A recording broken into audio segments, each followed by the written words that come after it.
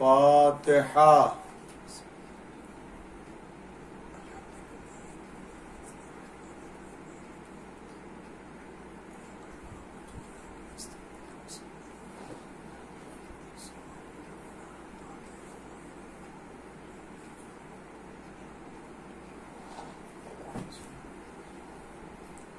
أعوذ بالله السميع العليم من الشيطان اللعين الرجيم.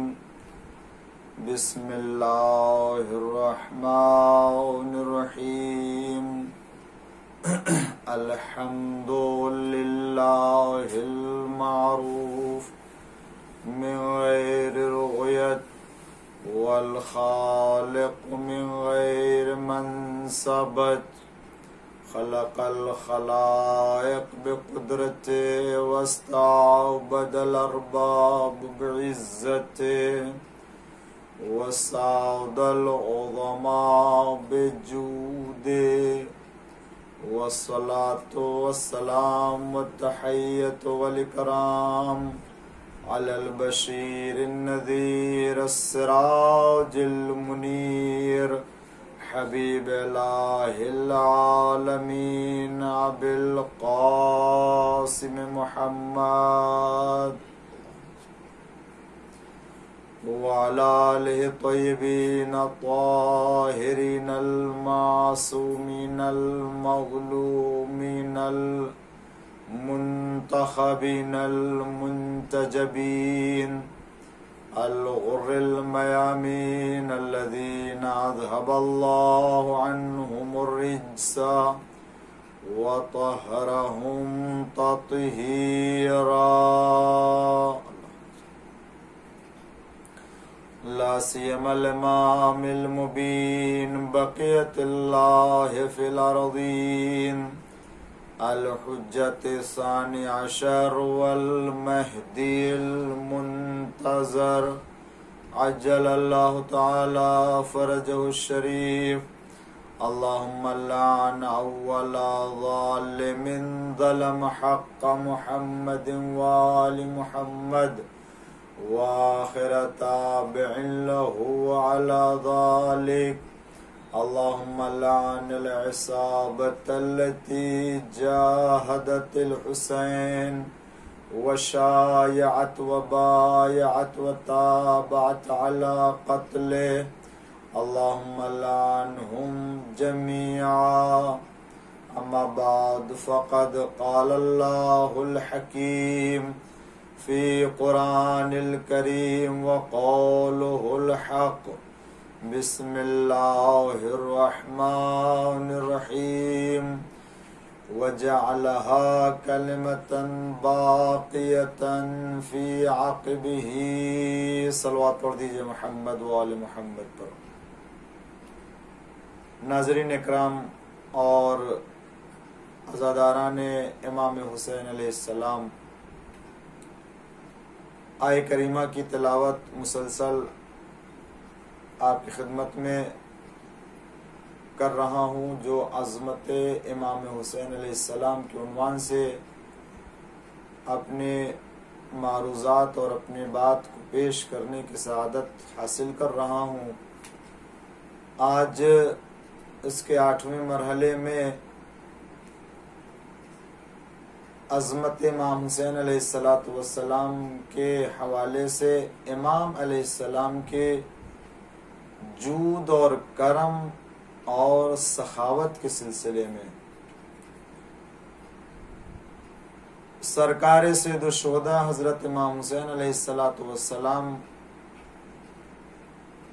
سخاوت اور جود و کرم کے کس منزل پر فائز تھے، اور یہ فضیلت اور یہ شرف آپ کے اندر کس حد تک اور کس عنوان میں سے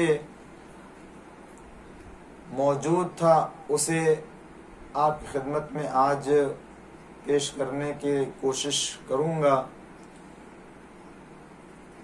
یوں تو ہمارے جتنے بھی امام گزرے اور جو بھی خاندان اہل بیت علیہ السلام کا فرد رہا، ان کے یہاں جود اور کرم کہ ایسی مثال پائی جاتی ہے کہ جو کہیں اور نہیں پائی جاتی. مولائے کائنات امیر المومنین علی ابن ابی طالب علیہ السلام کے سلسلے میں آپ کے فضائل میں سے اور آپ کے مناقب میں سے یہ ضرب المثل کے قرآن کریم کی آیتیں مولائے کائنات کے سخاوت اور آپ کے شان میں اور انفاق اور صدقات کے عنوان سے جو راہ خدا میں آپ نے کیا ہے اس کا تذکرہ تو قرآن میں پایا جاتا ہے. خود امام حسن علیہ السلام کی زندگی میں، اسی طریقے سے دوسرے معصوم کی زندگی میں، اور سرکار سید الشہداء حضرت امام حسین علیہ السلام کے سلسلے میں وہی انداز جو آپ کے والد بزرگوار، جو آپ کے بھائی امام حسن علیہ السلام کے سلسلے میں علماء اہل سنت نے، مورخین نے امام حسین علیہ السلام کے اس کمال کو، امام کے اس سخاوت کو کتابوں میں نقل کیا ہے، جو آج ہمارے درمیان اور ہمارے سامنے اس کا بیان کیا جاتا اور ذکر کیا جاتا ہے. ابن عساکر کے جو اہل سنت کے بزرگ ترین مورخین میں سے شمار کیے جاتے ہیں، وہ اپنی تاریخ میں لکھتے ہیں کہ ابو ہشام کے ذریعے سے روایت ہے کہ امام حسین علیہ السلام کے لیے بصرہ سے میں سامان لے کے آتا تھا اور امام علیہ السلام اپنی جگہ سے اٹھنے سے پہلے ہی وہ سارا مال لوگوں تک پہنچا دیتے تھے، لوگوں میں تقسیم کر دیتے تھے. یعنی اتنی دیر رکھنا تو دور کی بات ہے کہ اسے ایک جگہ محفوظ کر لیا جائے اور اسے ایک جگہ ذخیرہ کر لیا جائے. امام علیہ السلام اتنی تاخیر بھی نہیں چاہتے تھے کہ وہ مال کسی جگہ رکھا جائے، کیونکہ جو مستحق ہیں اور جن کو وہ مال ملنا چاہیے وہ خدا کے نزدیک شکایت کر سکتے ہیں کہ میں مستحق ہوں اور میرا مال آیا ہوا ہے، میرا مال کسی کے پاس موجود ہے جو مجھے ملنا چاہیے اور وہ مال نہیں دے رہا، تو یہ خدا کی بارگاہ میں ایک طرح کی شکایت ہو سکتی ہے. امام علیہ السلام اپنے لیے ہو یا کسی کے لیے اگر اسے دینا ہے تو اتنی دیر گوارا نہیں کرتے تھے کہ اسے رکھا جائے اور اس کے بعد اسے تقسیم کیا جائے. یعنی کہہ لیجئے اونٹوں سے مال اترتے ہی اسے ان لوگوں تک پہنچا دیا جاتا تھا جن لوگوں کو دیا جانا چاہیے تھا. یہاں صرف امام کا جود اور امام کا کرم ہی نہیں ہے، بلکہ امام علیہ السلام کا انداز انفاق اور امانت داری اور یہ کہ راہ خدا میں بندگان خدا کو جلدی پہنچایا جائے اور ان کی جلدی جو وہ مدد کی جائے. یہی مورخ ابن عساکر دوسری جگہ روایت کرتا ہے کہ کچھ ایسے فقیر تھے مدینے میں جو امام علیہ السلام کے دروازے پر آئے اور آپ کے گھر جب پہنچے تو انہوں نے زنجیر کھٹکھٹائی، دروازے پر دق الباب کیا اور 2 شعر پڑھا. انہوں نے 2 شعر پڑھا. کیا؟ لم یخب اليوم من رجاکا ومن حرک من دون بابک الحلقا انت ذو الجود انت معدنہ ابوک قد کان قاتل الصفقۃ. کہتے ہیں کہ آج کے دن جس نے آپ سے امید لگائی وہ نا امید نہیں ہوگا. آپ کے گھر کے زنجیر کھٹکھٹائی اور آپ کے دروازے پر دق الباب کیا تو جو صاحب جود ہے وہ بخشے گا، اس لیے کہ اس کے پاس بخشش کا سامان اور خزانہ ہے، اور آپ کے پدر بزرگوار فاسقوں کو قتل کرنے والے تھے. امام حسین علیہ السلام کے دروازے پر آ کے یہ 2 شعر پڑھے. امام نماز میں مشغول تھے، نماز پڑھ رہے تھے، امام کی عبادت ہو رہی تھی، تو جلدی سے امام علیہ السلام نے نماز کو مکمل کیا اور نماز ختم کی. اور نماز ختم کرنے کے بعد آپ دروازے پر آئے. یہاں ہمیں ایک اور درس ملتا ہے معصوم امام کی سیرت سے کہ اگر کوئی ضرورت مند انسان دروازے پر آیا ہے تو چاہے ہم خدا کی عبادت ہی میں کیوں نہ مصروف ہوں، ہمیں اس عبادت پروردگار کے ساتھ خدا کے اس بندے کی ضرورت کو بھی پورا کرنا چاہیے کہ جو ہم سے ایک امید لگا کے آیا ہے، ہم سے ایک توقع لے کے آیا ہے.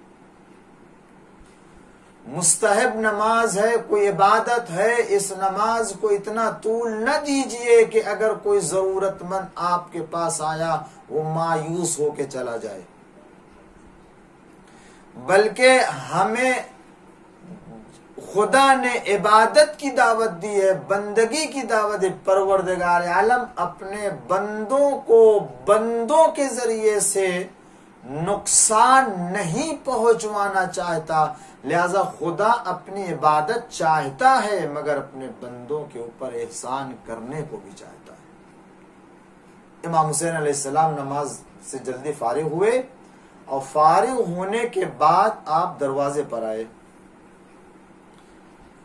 اور جب باہر آئے تو آپ نے ان فقیروں کو دیکھا، اعرابی جو آئے تھے، بدو، ضرورت مند، ان کے چہرے کے اوپر آپ نے نگاہ کی تو آپ نے واقعاً ان کو تنگ دست پایا، مشاہدہ کیا.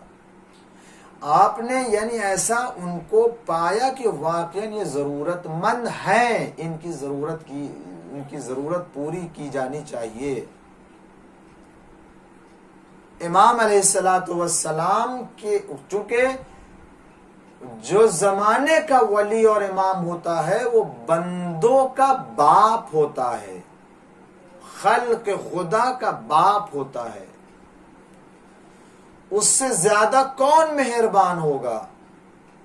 اس کی نگاہ میں بندے مسلکوں میں یا گروہوں میں یا شہروں میں یا زبانی اعتبار سے، لسانی اعتبار سے، علاقائی اعتبار سے بٹے ہوئے نہیں ہیں، نہ نسل کے اعتبار سے. جو امام خدا کا نمائندہ بن کر کے آیا ہے وہ تمام لوگوں کا نمائندہ ہے. اگر کوئی نہیں مانتا تو اس کے نہ ماننے سے اس کے امام یا اس کے خلیفہ نہیں ہوں گے، یہ نہیں کہہ سکتے. وہ خوش نصیب ہے کہ جو مان لیتا ہے، جو بد نصیب ہے جو نہیں مانتا. اور میں تو اللہ کا شکر ادا کرتا ہوں کہ ہم نے انہی کو مانا جن کو اللہ نے ہمارے لیے بنایا تھا، ہم سب کے لیے بنایا تھا.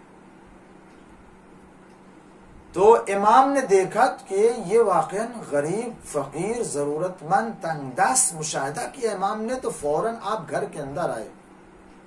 اور گھر کے اندر آنے کے بعد ایک مرتبہ قمبر کو آواز دی. امام نے قمبر کو آواز دی کہ قمبر نے جواب دیا کہ لبیک ابن رسول اللہ، لبیک ابن رسول اللہ.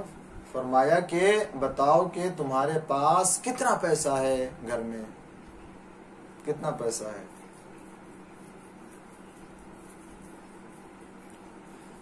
تو قمبر نے کہا مولا 200 درہم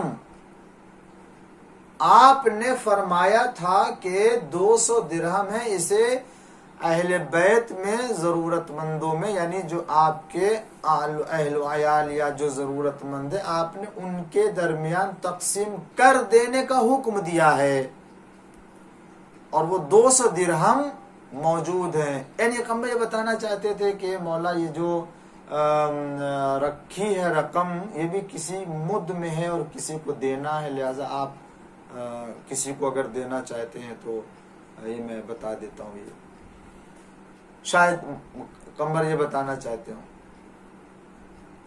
امام علیہ السلام نے فرمایا کہ میں جن کو دیکھ رہا ہوں یہ لوگ ان لوگوں سے زیادہ مستحق ہیں اور سزاوار ہے کہ یہ رقم ان کو دی جائے، اور وہ رقم لے کر امام نے انہیں دیا، اور دینے کے بعد آپ نے شعر پڑھا ان کے لیے۔ ان لوگوں نے شعر پڑھا تھا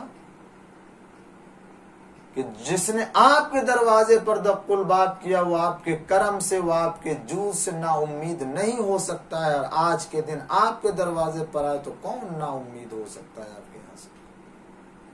امام نے ان کو دیا، اور دینے کے بعد فرمایا خذھا، اسے لے لو، فإنی الیک معتذر، میں معذرت طلب کرتا ہوں کہ میں تمہیں جتنا دینا چاہتا ہوں اس وقت نہیں دے سکتا۔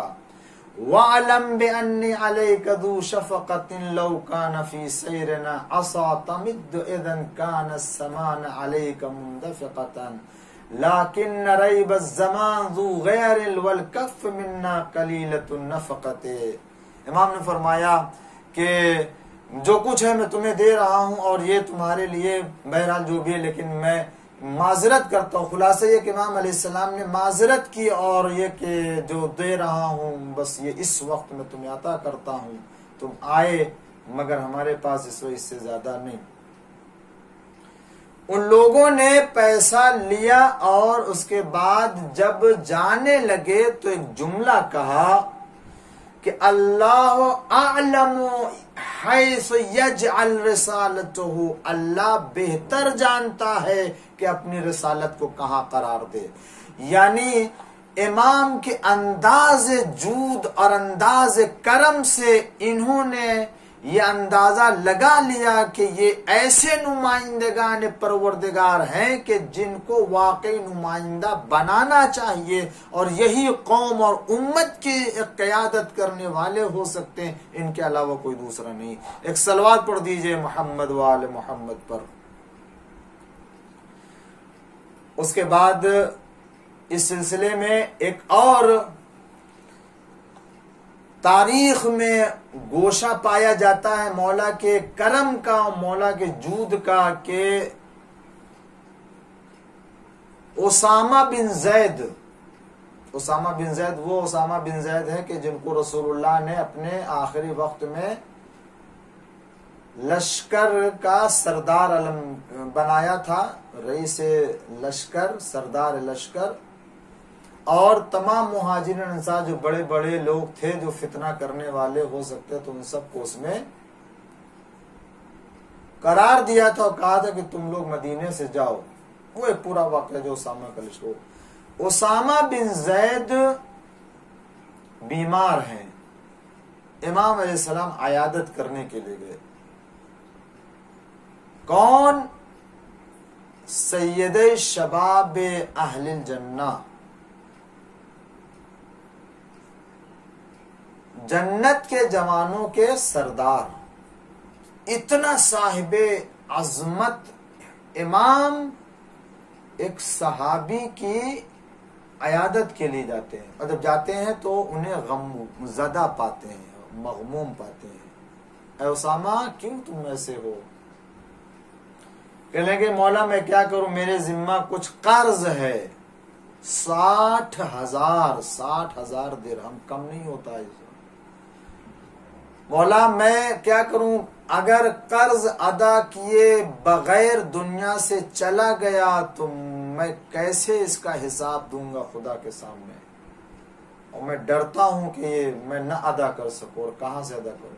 امام نے پہلے ہی مطلب کہا کہ اسامہ تمہیں پریشان ہونے کی ضرورت نہیں ہے، تمہارا قرض میرے ذمہ ہے 60 مولا 60,000 ہے. امام نے فرمایا 60,000 ہے میرے ذمہ تمہارا قرض ہے. امام نے ان کے پورے قرض کو ادا کیا اور اسامہ اپنے قرض سے بالکل جو وہ آزاد ہو گئے. مولا آپ کی خدمت میں ہم عرض کرتے ہیں اے مولا ہم بھی آپ کے چاہنے والے, ہم بھی آپ کے جو وہ محبت رکھنے والے, آپ کی تائید آپ کی نصرت کرنے والے, آپ کے حکم کی اتباع کرنے والے ہیں. مولا ہماری بھی مشکل ہے, ہمارے یہاں بھی مسائل ہیں. اے مولا آپ صاحب جود ہیں, صاحب کرم ہیں. جب آپ ایسے لوگوں کے قرض کو ادا کر سکتے ہیں تو مولا ہمارے بھی قرض ادا کریں. مولا آپ اپنے کرم کی بارگاہ سے اتنا سب کچھ دے دیجئے کہ ہمیں پھر کسی دوسرے کے دروازے پر جانے کی ضرورت نہیں ہے. ہمیں مولا دنیا میں بھی چاہیے, آخرت میں بھی چاہیے. جس طرح سے ان دونوں نے آ کر کے یعنی ان فقیروں نے آ کر کے آپ کے دروازے پر دق الباب کیا اور آپ سے امید لگائی کہ جس نے آپ سے امید لگائی وہ نا امید نہیں ہو سکتا, اور جس نے آپ سے توسل کیا وہ خالی ہاتھ واپس نہیں جا سکتا. تو مولا وہی بات آج ہم بھی آپ کی خدمت میں عرض کرتے ہیں. مولا آپ کو خدا نے صاحب کرامت عطا فرمایا, صاحب کرامت بنایا. مولا نے خدا نے آپ کو صاحب جو وہ علم ہے قرار دیا, آپ کو صاحب کمالات قرار دیے ہیں. آپ بھی ہمارے مسائل اور ہماری دنیا کی آخرت کی مشکل کو اپنے کمالات سے اور اپنے اس قدرت سے حل کریں جو اللہ کے نزدیک رکھتے ہیں. ہمیں کیا چاہیے؟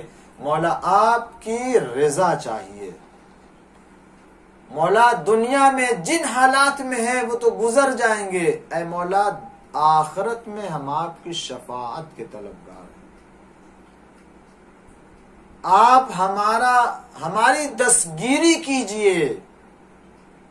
مولا ہمارے اعمال ایسے نہیں ہیں کہ ہم دنیا سے جا کے اپنے کو برزخ میں یا برزخ کے بعد کے مرحلوں کو طے کر سکے. آپ کی مدد کے بغیر, آپ کی تائید کے بغیر ہم وہاں نہیں کر سکتے کچھ.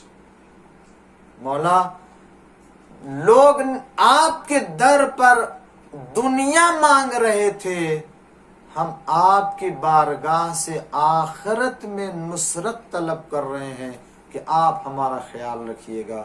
اور یقیناً جو دنیا میں آپ کسی کو نا امید نہیں کرتے تو آخرت میں بھی آپ کسی کو نا امید نہیں کرنے والے ہیں جو آپ سے توسل کرے گا.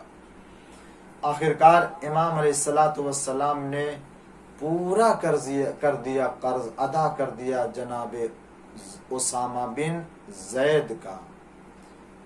اس طریقے سے امام علیہ السلام کسی بھی مقدار کے قرض کو یا دولت کو یا کسی کے مطالبے کا خیال نہیں کرتے. ہے تو لے جاؤ, جتنا ہے وہ لے کے جاؤ. اس طرح سے. اس کے علاوہ بیہقی نے محاسن میں اور مساوی میں نقل کیا ایک حکایت بہت دلچسپ ہے جو میں آپ کی خدمت میں عرض کرنا چاہتا ہوں, ذرا سنیں. امام حسن مجتبی علیہ السلام کی شہادت کے بعد دو بھائی آئے اور امام حسن علیہ السلام کی وفات کے بعد ایک دوسری داستان بھی اس طرح سے پائی جاتی ہے کہ جس کو صاحب کتاب مدینۃ المعاجز بحرانی نے نقل کیا ہے. کہتے کہ جب امام حسن علیہ السلام کی وفات ہو گئی ہے تو امام حسین علیہ السلام مسجد پیغمبر میں ایک طرف بیٹھے ہوئے تھے، اسی مسجد میں عبداللہ بن زبیر بھی تھے اور عتبہ بن ابی سفیان بھی تھے، اسی مسجد میں ایک طرف الگ الگ بیٹھے ہوئے تھے۔ ایک اعرابی آیا اور آنے کے وہ ناکے پر سوار تھا، اور آیا اور آنے کے بعد وہ اترا مسجد میں، ناکے کے زانوں کو باندھا اور مسجد میں آ گیا، اور وہ سب سے پہلے عتبہ کے پاس گیا، عتبہ بن ابی سفیان، اس کے پاس گیا، کھڑا ہو گیا، سلام کیا، سلام کا جواب دیا۔ اس اعرابی نے کہا کہ کیا ہو سکتا ہے کہ کچھ مجھے عطا کرو، میں ضرورت مند ہوں۔ اور اس نے ایک جملہ کہا کہ میں نے اپنے چچا کے بیٹے کو قتل کیا ہے، وہ مجھ سے دیا مانگ رہے ہیں، اس کا دیا کے طلبگار ہیں، میرے پاس دیا نہیں ہے، کیا تم کچھ عطا کر سکتے ہو؟ تو عتبہ بن ابی سفیان نے اپنے غلام سے کہا کہ ان کو 100 درہم دے دو۔ اعرابی نے کہا مجھے نہیں چاہیے، بھائی جتنا مجھے چاہیے، اگر کچھ اتنی مقدار ہو کہ اس سے کچھ کام چلایا جا سکے تب تو ٹھیک ہے، لیکن اگر وہ کسی بھی مد میں کام نہ آ سکے تو پھر ہم نے تو اپنی آبرو آپ کے سامنے ختم کر دی دست سوال دراز کر کے، اور اس کے بعد ملا بھی کچھ نہیں تو کیا ضرورت ہے؟ لہذا کہا کہ یہ بھی آپ رکھ لیجئے، مجھے آپ ضرورت نہیں ہے، اور رکھ کے وہ آگے بڑھا۔ آیا عبداللہ بن زبیر کے پاس، عبداللہ بن زبیر جو زبیر کے بیٹے ہیں، اور ان سے یہی کہا کہ ایسی ایسی بات ہے، آپ کچھ عطا کیجئے۔ تو عبداللہ زبیر نے دیکھا کہ کاہے کے لیے اس کی طرح سے اپنی آبرو، 100 درہم دیا تھا واپس کر دیا، تو اس کا ڈبل انہوں نے دے دیا، اس کے تو 200 درہم دے دیے۔ وہ سمجھے تھے کہ ہم نے جو بہت بڑا تیر چلایا ہے اور خوش ہو کر کے لے لے گا۔ عرابی نے 200 درہم بھی قبول نہیں کیے، چھوڑ دیا۔ عجب قسم کا عرابی تھا۔ عتبہ اس کا بھی نہیں قبول کیا، عبداللہ بن زبیر کا بھی نہیں، حالانکہ اگر لے لیتا تو 200 یہاں سے ملتا، 100 وہاں سے، 300 تو ایسے ہی ہو جاتے۔ لہذا وہ آتا، امام بیٹھے ہوئے تھے، امام سے بھی طلب کرتا، جو امام دیتے وہ الگ ہوتا، اور سب ملا کر کے تو بہرحال دیا کا پیسہ ہو ہی جاتا، مگر نہیں، اس نے وہ 100 بھی نہیں لیے، 200 بھی نہیں لیے۔ یعنی یہ عرابی بھی سمجھتا ہے کہ ہمیں اگر ضرورت ہے تو کسی ایک جگہ سے اتنی رقم مل جائے کہ میں اپنی ضرورت پورا کر لوں۔ آیا فرزند پیغمبر حضرت امام حسین علیہ السلام کے پاس، عرض کیا، یا ابن رسول اللہ، اے مولا، اے فرزند پیغمبر، میں نے اپنے چچا کے بیٹے کو قتل کیا ہے، مجھ سے دیا کا طلبگار ہیں، کیا ممکن ہے کہ آج کچھ مجھے عطا کریں؟ دیکھیں اس نے وہ ایک مقدار بھی نہیں بتائی کہ کتنا دیا کا پیسہ طلب کیا جا رہا ہے، حالانکہ مولا کو تو معلوم ہے کہ دیا جب کہہ دیا تو اب وہ دیا کا جتنا ہوتا رقم، لیکن اس نے کہا کہ آپ کچھ عطا کر سکتے ہیں، آپ ہو سکتا ہے، ممکن ہے آپ مجھے کچھ عطا کریں۔ تو اب سنیے، اب تک تو 100 اور 200 مل رہے تھے، لیکن جب امام حسین علیہ السلام کے پاس آئے تو امام نے حکم دیا کہ اس شخص کو 10,000 درہم عطا کیا جائے، 10,000 درہم، اور اس کے بعد فرمایا کہ یہ جو میں تمہیں 10,000 درہم دے رہا ہوں، یہ تم اپنے دیا کو ادا کرو، تم اپنے قرض کو ادا کرو، اور پھر اس کے بعد حکم دیا کہ 10,000 درہم اور عطا کرو اس کو، اور کہا کہ یہ 10,000 درہم تمہارے خرچ کے لیے، تمہاری پریشانیوں کے دور کرنے کے لیے، تمہارے اخراجات کے لیے قرار دیا۔ امام نے اس طرح سے اس کی جو مشکل تھی، ایک ہی جگہ سے مشکل بھی حل کر دی، اور اس کے علاوہ امام نے اتنی ہی رقم اس کو اس کی زندگی کے خرچ کے لیے بھی دیا، اور بتا دیا کہ جو آل محمد کے گھر آنے والے ہیں وہ یہ نہیں چاہتے کہ کسی کو در در کے ٹھوکر کھلائیں، وہ ایک ہی جگہ سے اتنا دے دیا جائے کہ وہ اپنی مصیبت اور اپنی مشکلات اور اپنے ضرورت کو پورا کر لے۔ صلوات پڑھ دیجئے محمد و آل محمد پر۔ اب جب اس نے امام علیہ السلام کو دیکھا کہ 10,000 کہاں 100 کہاں 200، تو خوش ہو گیا، اور خوش ہونے کے بعد اس نے چند اشعار کہے امام علیہ السلام اور مولائے کائنات اور خاندان اہل بیت علیہ السلام کے مدح میں ان کے فضائل پڑھے، اور بتایا کہ خاندان اہل بیت کے لیے میری خوشی ہے، اور یہ وہ خاندان اہل بیت ہے کہ جو نجیب ترین خاندان ہے، جو شریف ترین خاندان ہے، جو بزرگوار ترین خاندان ہے، یہ وہ خاندان ہے کہ آسمان کے ستارے بھی ان کے وجود کے ذریعے سے نور افشانی کرتے ہیں، ان کو جو روشنی ملتی ہے وہ اسی خاندان سے ملتی۔ کہنے کا مطلب یہ کہ جب کوئی ان کے دروازے پر آتا ہے تو کوئی خالی ہاتھ واپس نہیں جاتا ہے، یہ سب کو عطا کرتے ہیں اور یہ سب کو دیتے ہیں۔ ایک صلوات پڑھ دیجئے محمد و آل محمد پر۔ امام علیہ السلام نے اسے اتنا عطا کیا، اتنا سب کچھ دے دیا کہ اسے دوسرے کے دروازے پہ ضرورت نہیں۔ ہاں عزیزان گرامی، یہ تو یقیناً امام علیہ السلام کی سخاوت ہے، امام کا جود ہے، کرم ہے۔ ایک بات عرض کروں اور اس کے بعد ربط مصائب دے کر کے ختم کروں اپنی بات کو،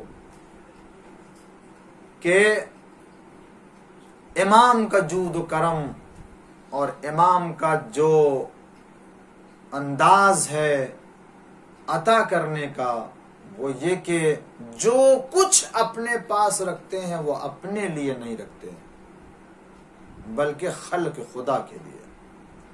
اسی لیے میں یہ کہہ سکتا ہوں اور میں حق بجانب ہوں اس مسئلے میں کہ کوئی اہل بیت علیہ السلام کو غریب نہ سمجھے۔ اہل بیت غریب نہیں تھے، اہل بیت فقیر نہیں تھے، اہل بیت مسکین نہیں تھے، اہل بیت تنگ دست نہیں تھے۔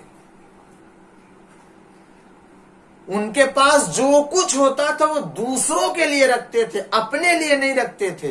یہ جو فقیر آ رہے ہیں، کسی کو 10,000، کسی کو 20,000، کسی کو 60,000، کسی کو 2,000، کسی کو، اور جو کچھ ہوتا وہ سب عطا کر دیتے ہیں۔ اس کا مطلب یہ نہیں ہے کہ اگر امام علیہ السلام اس کے باوجود کچھ اپنے لیے نہیں رکھتے ہیں یا ان کے پاس نہیں ہوتا یا گھر میں سامان دنیا نہیں ہے تو فقیر، اگر فقیر ہے تو اتنا عطا کہاں سے کرتے ہیں؟ وہ فقیر اور غریب ہو کیسے جاتا ہے کہ اگر وہ چاہے تو کنکریوں کو ہیرے جواہرات میں تک بنا دے، اور اگر چاہے تو ہاتھ کو دھلے اور جو ہاتھ سے گرتے ہوئے پانی ہو ان کو سفید موتی میں بدل دے، اگر وہ کنکریوں کو اٹھائے تو سونا چاندی میں تبدیل کر دے، جواہرات میں تقسیم کر دے، اور اگر ٹھوکر مارے تو زمین پورا پہاڑ سونا بن جائے۔ ارے جو پہاڑ سے اونٹ، سرخ رنگ کے اونٹ اور مال سے لدے ہوئے نکال سکتا ہے، اسے غریب کون کہہ سکتا ہے؟ صلوات پڑھ دیجئے محمد و آل محمد پر۔ ہاں دیا سب کو، اور ہر ایک لے گیا خاندان اہل بیت سے، خاندان بنی ہاشم سے۔ امام حسین علیہ السلام سے بھی لے گئے، امام حسین نے بھی عطا کیا، سب کو دیا۔ لیکن جب امام حسین علیہ السلام نے کربلا میں اپنے ششماہ اصغر کے لیے پانی مانگا تو کوئی ایک قطرہ پانی دینے والا نہیں تھا۔ اب اس سے اندازہ کریں کہ کہاں حسین ابن علی کا کرم، جود اور سخاوت، اور کہاں لوگوں کا برتاؤ۔ یہی امام حسین علیہ السلام ہور کے لشکر کو 1000 کا لشکر پانی پلا دیا کہ اگر امام نہ پلاتے رکھ لیتے اپنے پاس تو کربلا میں سکینہ پیاسی نہ ہوتی. اگر حسین ابن علی نے اس پانی کو ذخیرہ کیا ہوتا تو اصغر جھولے میں پیاس سے تڑپ نہ رہے ہوتے. عزاداروں، اگر حسین نے وہ پانی نہ تقسیم کیا ہوتا تو کربلا میں بچے الاتش کی آواز بلند نہ کرتے. مگر عزیزو، وہ حسین کیسے ایک خلق خدا کو پیاسا دیکھ سکتا کہ جو اس کے سامنے آئے ہیں، وہ چاہے دشمن ہو چاہے دوست ہو. عزادارو، اسی لیے محرم کی آج 7 تاریخ ہے. آج محرم کی 7 تاریخ گزر گئی ہے. آج محرم کی 8 تاریخ ہے. محرم کی 8 تاریخ وہ دن ہے کہ بس اب امام حسین اور اصحاب امام حسین میں جدائی اس طرح سے ہو جانے والی ہے کہ اب کبھی بھی یہ دنیا میں ایک دوسرے سے نہیں مل سکتے. اور وہ کہ جن کے مقدر میں قربانی لکھی تھی وہ کربلا میں سب جمع ہو چکے. عاشور کی رات آئی، اور جب عاشور کی رات آتی ہے تو وہ وقت بھی آتا ہے کہ جب اصحاب قربان ہوتے ہیں، انصار قربان ہوتے، بنی ہاشم کی باری آتی ہے. اور بنی ہاشم میں بھی اب جا کے ایک ایک قربان ہو رہا ہے. مگر ایک مرتبہ قمر بنی ہاشم آ کے آقا کے سامنے کھڑے ہو جاتے. مولا، اب میں آیا ہوں، آپ مجھے بھی اجازت دے دیجئے. ارباب اعضاء حسین نے بھائی کو دیکھا. اے بھائی، میں تمہیں کیسے مرنے کی اجازت دے دوں؟ تم تو میرے لشکر کے علمدار ہو. بجے جملہ کہنا تھا. عباس نے فنظر یمینا و شمالا، عباس نے دائیں دیکھا بائیں دیکھا اور ایک مرتبہ آواز دی، آقا، ارے اب وہ لشکر کہاں ہے جس کی میں علمداری؟ اب وہ سب تو جا کے میدان میں سو رہے ہیں. حسین نے اجازت نہ دی. مگر ایک مرتبہ آواز آئی، الاتش الاتش، ہائے پیاس. ایک مرتبہ بعض روایت کے مطابق کہ عباس وفا نے کہا، مولا سن رہے ہیں، بچے پیاس سے تڑپ رہے ہیں. تو حسین نے کہا، ہاں، اگر پانی کا انتظام کرنا چاہتے ہو تو سکینہ کے لیے پانی کا انتظام کرو. آئے در خیمہ پر آواز دی. عباس وفا نے آواز دی، سکینہ، اے سکینہ، لاؤ مشکیزہ لاؤ، میں پانی لینے کے لیے جا رہا ہوں. سکینہ نے سنا، ارے میرا چچا پانی لینے کے لیے جا رہا ہے. آئی اور آنے کے بعد پوچھا، کیا آپ پانی کا؟ ہاں، میں اجازت لینے کے لیے گیا تھا، مجھے اجازت نہیں ملی، لیکن کہا اگر پانی لا سکتے ہو اے عباس پانی کا انتظام کرو، میں آیا ہوں اسی لیے. سکینہ پلٹ کے گئی خیمے میں، لائی مشکیزہ اور بچوں کو بتایا، اے بچوں اب گھبراؤ نہیں، میرا چچا پانی لینے جا رہا ہے. اے بچوں اب تمہاری پیاس ختم ہو جائے گی، میرا چچا پانی لینے کے لیے جا رہا ہے. سکینہ آئی اور آنے کے بعد چچا کو مشکیزہ دیا. عباس نے مشکیزہ لیا، گھوڑے پر سوار ہوئے، چلے. ادھر نہر فرات پر 4000 کا لشکر ہے، مگر عباس نے جنگ نہیں کی. اپنے کرامتوں سے اور اپنے انداز جنگ سے اور اپنے اشاروں سے ان تمام فوجوں کو ایک طرف کیا اور آپ آگے بڑھتے چلے جا رہے ہیں اور گھوڑے دوڑاتے ہوئے آگے نکلتے چلے جا رہے ہیں اور ان تمام فوجیوں کو ایک طرف کر کے یہاں تک کہ نہر فرات پہ آ گئے اور نہر پہ گھوڑے کو ڈال دیا اور ڈالنے کے بعد مشک سکینہ کو تر کیا. تر کرنے کے بعد مشک سکینہ کو بھرا، چلو میں پانی بھی لیا مگر پھینک دیا جلدی اور آواز دی کہ دیکھو ظالمو، خبردار یہ نہ سمجھنا کہ میں نے پانی پینے کے لیے لیا تھا. نہیں نہیں، غیرت دار عباس کبھی پانی نہیں پی سکتا، اس لیے کہ سکینہ پیاسی ہے، اصغر پیاسے ہیں، حسین پیاسے ہیں. جب تک آقا پیاسے ہوں گے غلام کیسے پانی پی سکتا ہے؟ پانی کو پھینک دیا، مشکیزہ لے کر کے چلے. عباس کی کوشش ہے کہ یہ خیمے میں پانی پہنچ جائے. آگے بڑھتے جا رہے ہیں تیزی کے ساتھ, مگر ارباب اعضاء کیا کیا جائے, آگے بڑھے. ایک شقی نے آپ کے داہنے شانے کے اوپر وار کیا, آپ کا داہنا ہاتھ کٹ گیا. کٹ جانے دو, آپ آگے بڑھتے گئے, کام اس کی کوئی پرواہ نہیں ہے. مگر جب آگے بڑھے تو ایک ظالم نے آپ کے بائیں شانے کے اوپر حملہ کیا, آپ کا بایاں شانہ بھی قلم ہو گیا. عباس کی تمنا بس یہ ہے کہ کسی طرح پانی پہنچ جائے, اس لیے کہ سکینہ نے بڑی امید سے مشکیزہ لا کے دیا تھا, کہ بچوں کو بھی امید دلائی تھی کہ چچا پانی لے کر کے آئے گا. ہائے کسی طرح سے پانی پہنچ جائے.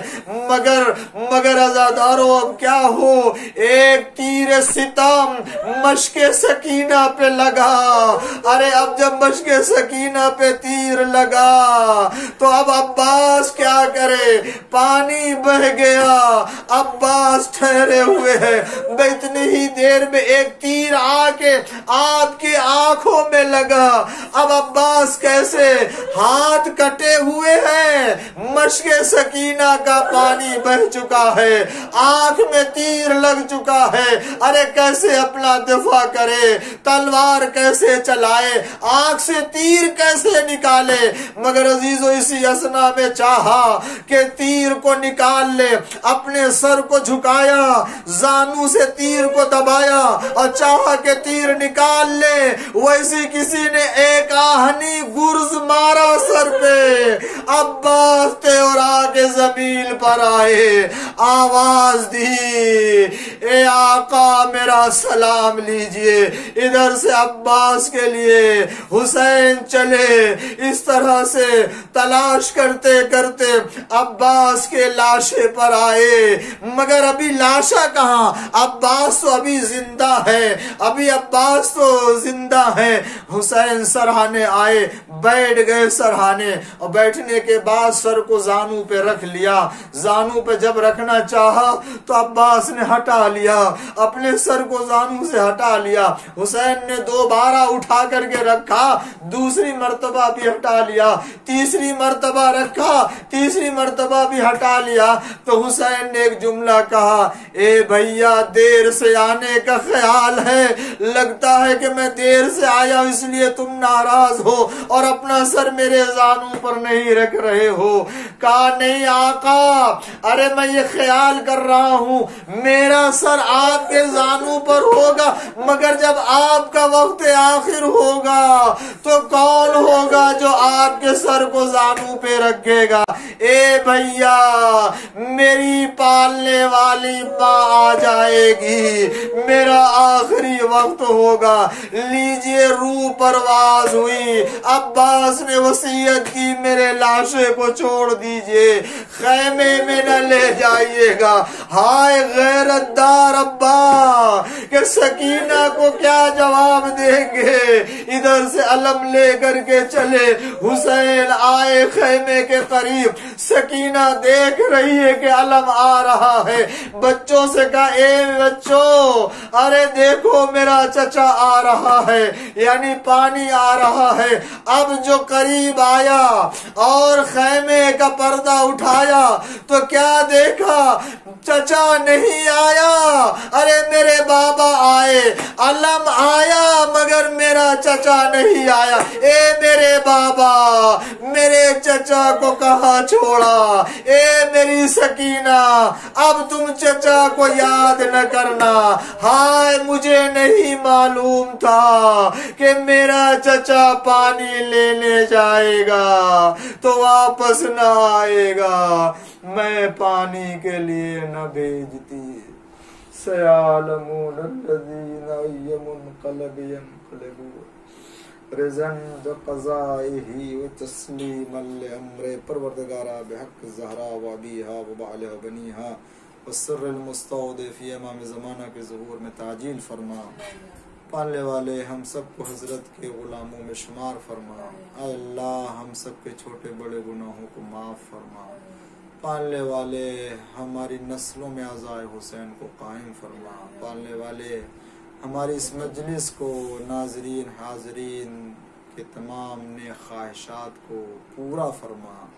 اے اللہ اس مجلس کو ہمارے نام اعمال میں قرار فرما۔ پالنے والے مومنین دنیا میں جہاں بھی بستے ہیں ان کی حفاظت فرما، خاص طور سے افغانستان میں مومنین مسلمانوں کی ہدایت فرما، ان کی حفاظت فرما، خاص طور سے عزاداران امام حسین علیہ السلام کی جان مال عزت آبرو کی حفاظت فرما، بحق محمد وآلہ الطاہرین۔